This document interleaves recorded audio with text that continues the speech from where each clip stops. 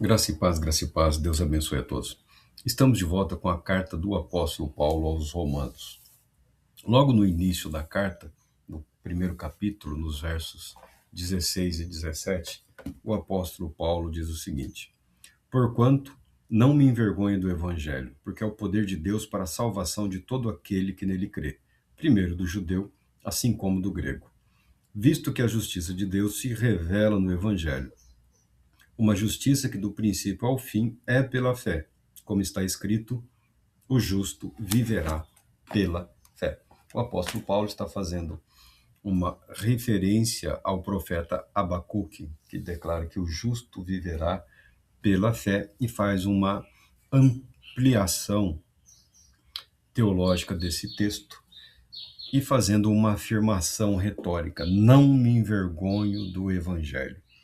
Por não me envergonho do evangelho, você compreenda, não me envergonho de Jesus, o Cristo. Não me envergonho de Jesus Cristo, porque ele é o poder de Deus para a salvação de todo o que crê, tanto do judeu quanto do grego. Por grego, você compreenda toda a humanidade, além dos judeus. Os judeus dividiam o mundo em dois grupos, eles e o restante da humanidade, tá? Era assim a expressão do pensamento, tal qual os romanos dividiam o mundo em dois grupos, eles e o restante da humanidade também. A carta é direcionada aos cristãos de Roma, aos cristãos de Roma. A abordagem do James Dunn e a abordagem de todas as obras nesse sentido de estudar essa teologia, essa carta do apóstolo Paulo, que é considerada aí a catedral da fé. Os primeiros livros que eu li a esse respeito há muito tempo atrás, a carta sempre foi apresentada como a catedral da fé. É o tema, é o tópico sobre o qual se debruçaram inúmeros dos católicos reformadores, apresentando as justificativas em relação ao seu descontentamento com o catolicismo romano da Idade Média, propondo mudanças não só no culto, na liturgia, como também no próprio modo de ser, a administração interna da igreja cristã naquela época. Deu no que deu história, né? Foi, como os europeus gostam de tudo, fazer uma guerra, foi terrível a violência, a morte. Entretanto, resultou na fundação, na formação, no desenvolvimento das igrejas reformadas na Europa, abrindo espaço para o surgimento também, em decorrência disso, dos movimentos evangelísticos, dos movimentos missionários, não só dos protestantes ou reformados, mas também dos católicos, no chamada Contra-Reforma. De qualquer forma, o evangelho passou a ser mais intensamente anunciado fora da Europa. Cessadas as hostilidades lá, resultou no desenvolvimento ou no surgimento dos movimentos evangelísticos das igrejas ou das denominações chamadas evangélicas, em decorrência do movimento denominado evangelicalismo, que vem das igrejas históricas reformadas, ganhando as massas, movimentando o povo, resultando na formação de outras igrejas, de outras denominações. De igual maneira, também os movimentos de avivamento, despertamento, né, os movimentos de espiritualidade dentro das inúmeras denominações cristãs. Não há um movimento isolado, tá? Todos estão vinculados de alguma forma a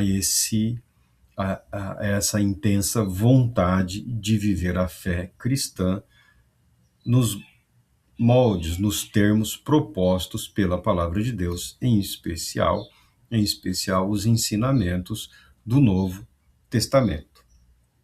Daí a relevância da carta do apóstolo Paulo aos Romanos.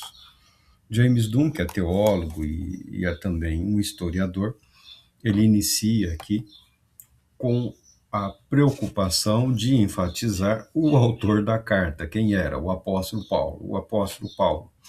Parabéns para todos. É o óbvio, mas o óbvio precisa ser dito. O que precisa ser dito e que é óbvio e que de vez em quando alguém questiona. Eu já encontrei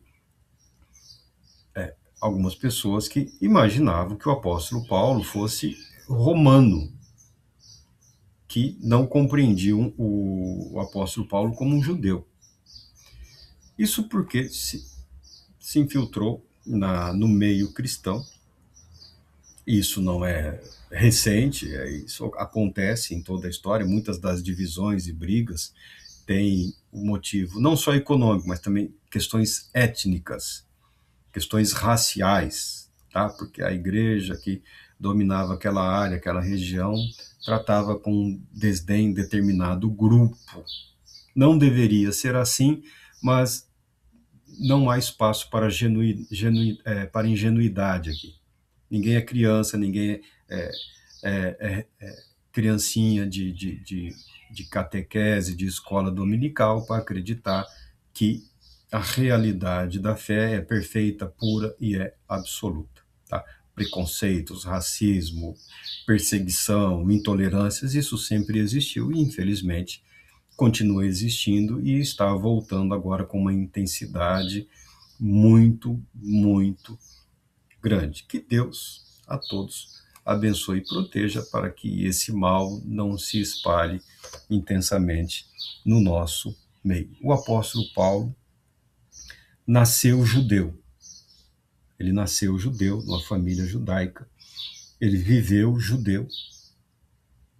Seu ministério cristão foi debaixo das suas convicções como judeu. Porque o judaísmo não tem nenhuma incompatibilidade com a fé em Jesus, o Cristo. Paulo nasceu numa região chamada Cilícia naquela época. Ele nasceu na cidade de Tarso. Isso hoje, para quem tiver condições e quiser fazer aí uma peregrinação espiritual, arqueológica, histórica, está na Turquia, tá bom?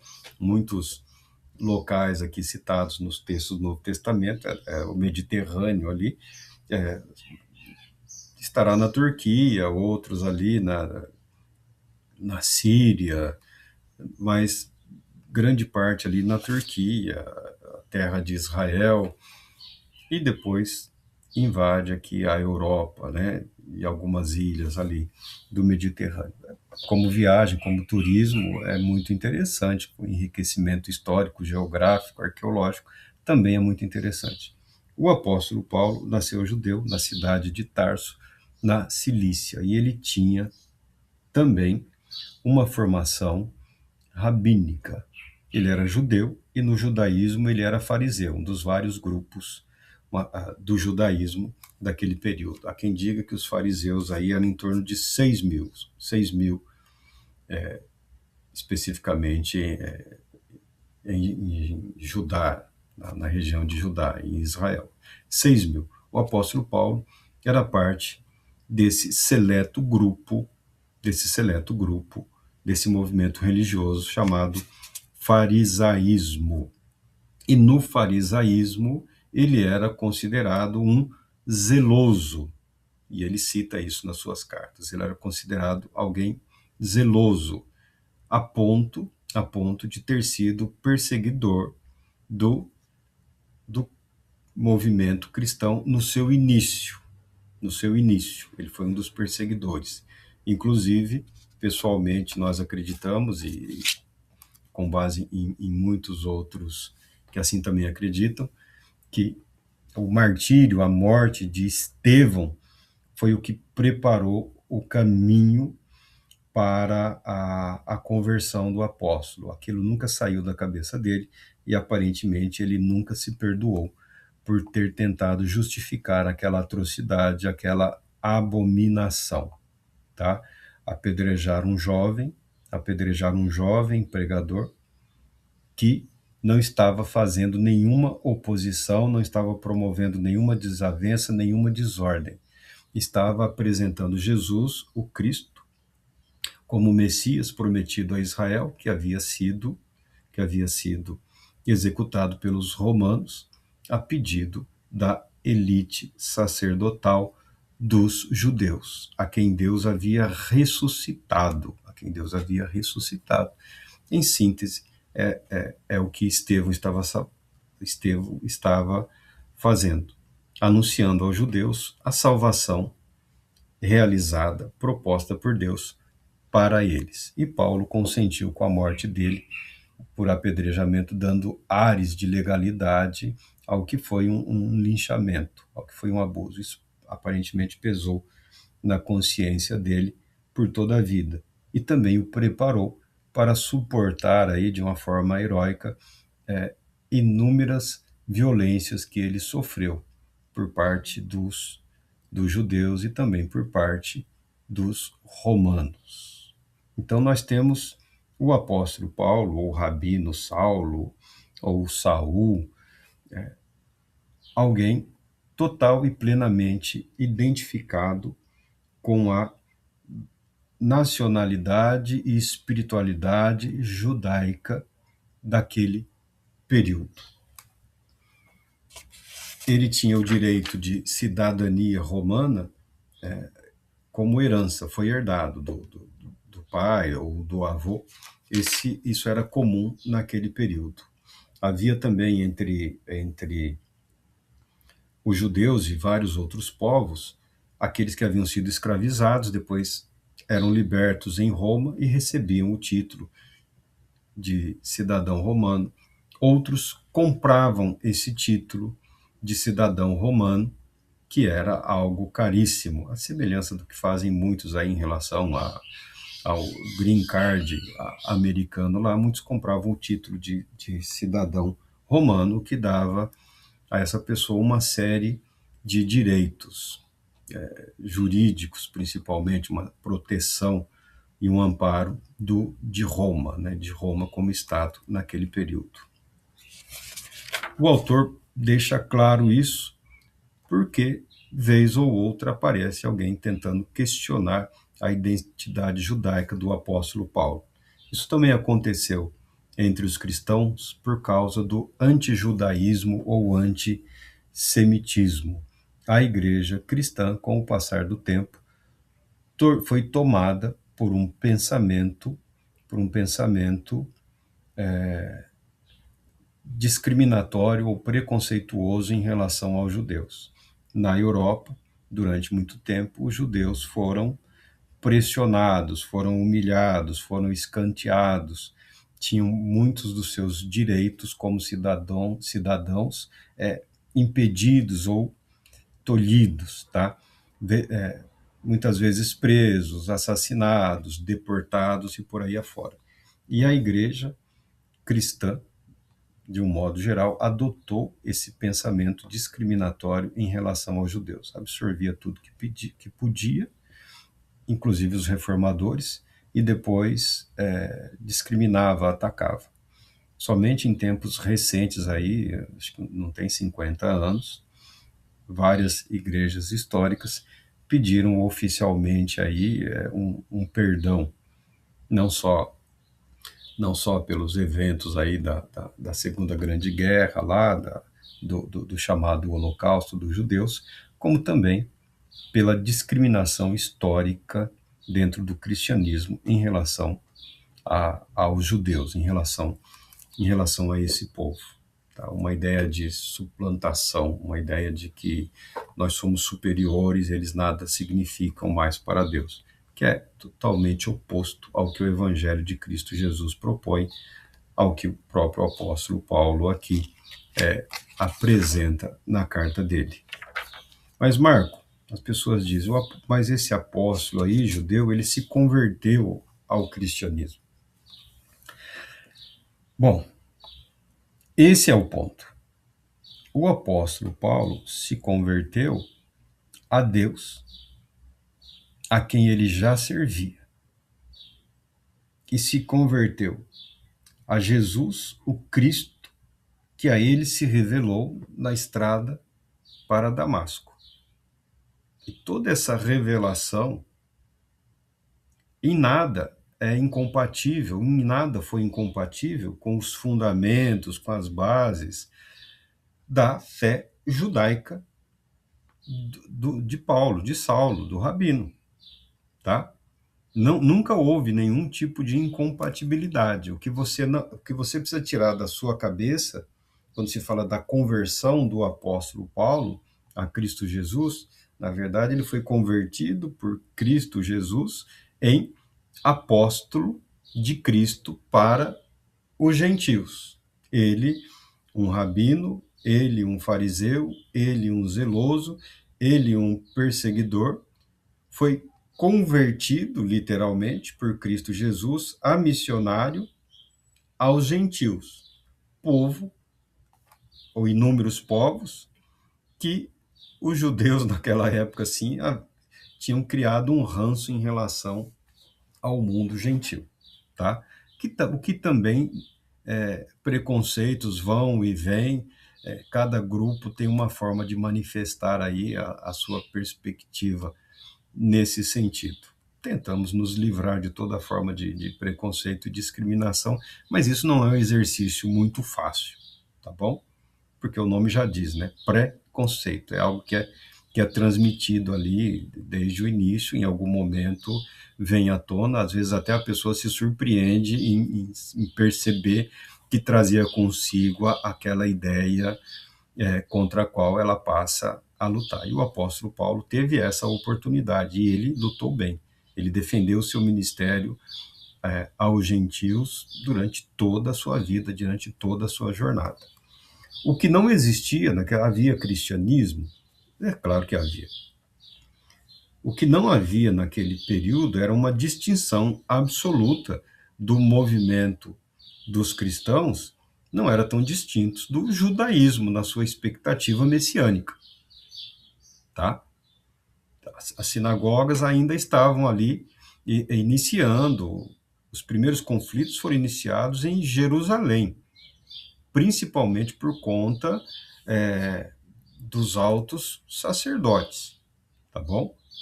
Mas, mundo afora, ainda havia uma certa ali convivência com o crescimento, o aumento dos gentios entre os cristãos, os judeus foram ficando enciumados. E, com o passar do tempo, os gentios se tornaram, obviamente, né, por uma questão simples numérica, na maioria dos cristãos. E a chamada Igreja de Jerusalém e Igreja Mãe acabou desaparecendo aí em alguns poucos séculos. No ano 70, Jerusalém foi destruída, os judeus cristãos haviam se retirado da cidade, mas passaram a viver ali muito confinados e sempre defendendo a sua identidade judaica, se isolando do restante do mundo, das igrejas que se desenvolviam mundo afora, e acabou desaparecendo. Esse original cristianismo judaico, ou judaísmo cristão, tá bom? As tentativas hoje de recriar esse movimento aí estão debaixo da condenação do apóstolo Paulo. Então, Paulo, quando se converteu a Cristo Jesus, ele se afastou, ele se retirou, porque ele passou a enfrentar a perseguição, ficou um período refletindo sobre as suas convicções, ele encontrou Cristo numa revelação pessoal e também através do conhecimento escriturístico, teológico, religioso, decorrente de um período de longa e intensa reflexão sobre o significado de Cristo na vida religiosa, na vida espiritual dele. O que o apóstolo Paulo não se converteu é o cristianismo católico romano, ou ao cristianismo protestante, ou ao cristianismo evangélico, ou ao cristianismo pentecostal, ou a qualquer outro movimento cristão que exista na atualidade ou através da história. É isso que nós precisamos deixar claro. É isso que algumas vezes você não percebe nos pregadores, nos sacerdotes, nos ministros religiosos, porque quem não quer ter o apóstolo Paulo ali como base, como justificativa para a sua função religiosa, para a sua função ministerial, tá? Você não conseguirá encaixar o apóstolo Paulo convertido a Cristo como convertido às manifestações cristãs atuais. Isso não tem. Então, ele se converteu ao cristianismo, ele se converteu a Cristo e por Cristo foi convertido a ministro, a apóstolo de Cristo Jesus aos gentios.